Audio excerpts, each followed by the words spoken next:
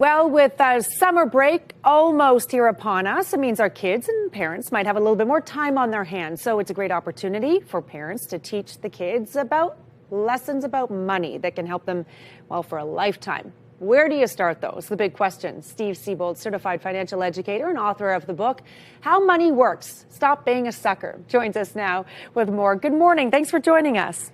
Good morning. All right, Steve, I know you've got some great points to get through. Let's get right to them. When we talk about teaching our kids about learning how to manage money and have money and spend money, do we start with tying it to chores or something that they have to do to earn it? Yeah, it's a great idea. Start getting them to think about solving problems, which is what chores essentially do, for compensation. And they start to think of it that way, and they start to think more entrepreneurial, like how can I solve a bigger problem to make more money? Essentially setting them up for what it's going to be like when they have to work. They go to work, they accomplish something, they get paid for it, right? Absolutely right. What about teaching them about expectations when it comes to money? Yeah, I think that a lot of parents make a mistake. Make the mistake of setting expectations too low for fear that the kids will be disappointed. I think they should push them to set expectations high and reach for the stars. I mean, why not? You get one life, one chance. Why not go for it? And in a free market economy like Canada and the U.S., the sky's the limit. You can do anything you set your mind to do. If the kids don't accomplish all those chores that you've set out for them, do you still pay them the full amount? No. Just like the free market won't. I would treat it just like the free market. And again, if they want to make more money, instead of just handing them money, then say, well, what else can you do around the house or, in the house and, that type of thing, and to earn more money? Solve a bigger problem. The bigger problem you solve, the more money you make. What about conflict? It's inevitable in life. How do we teach that to our kids when it comes to money? Well, I think that could be in the context of negotiating their fee for the chores around the house, too.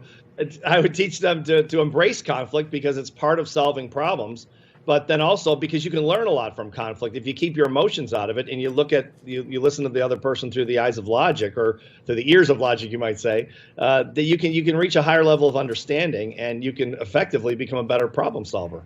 Is it okay to teach them to fail or allow them to fail? I think it's smart to teach them that failure is really the cornerstone of ultimate success. Typically, successful people fail their way to success. They fail far more often than they succeed. And once they reach where their success point, well, then it really is just a series of failures that got them there.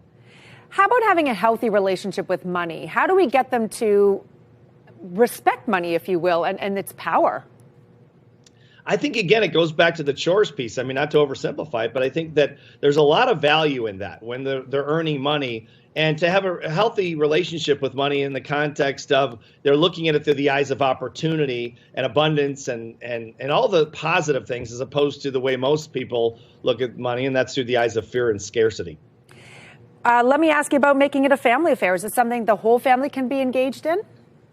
I think that would be really smart. They say it takes a village, right, to teach someone. And I think that's probably true. And in this case, what lesson is more important than the lesson of economics, just personal economics or personal finance? I mean, it really makes a big, that's why we wrote this book. We wrote this for a kid, really for a 14-year-old child, even though adults are reading it.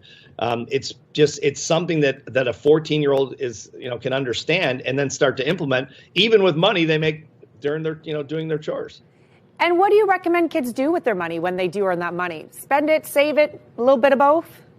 A little bit of both, right. So start to look at it through, the eyes of investment, the eyes of savings, the eyes of emergency money in case maybe they want a pizza at lunch instead of something else and it costs more money, or, something like that.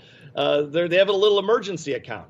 And that's what we did with the book. We kind of laid it out. So it's a series of 7 steps called the 7 money milestones. And they can kind of follow the milestones, even if they're just talking about money they earn from their chores. How young can you get kids to start doing this, asking for a friend, since I have a 7-year-old?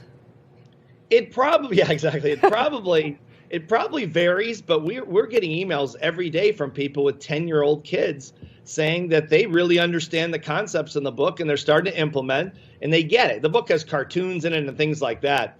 And so it's basic. And so I think 10 years old, I wouldn't have them read an average finance book. I don't think they'd understand it. But for a book like this, it's written very simply. I think 10 years old is probably a pretty good place to start. Listen, I think kids who get that kind of education started at 10 are going to do really well in life. And you got some great points here, Steve. Thanks so much for joining us today. Steve Siebold, certified financial educator and, of course, author of the book, How Money Works, Stop Being a Sucker. Thanks for joining us.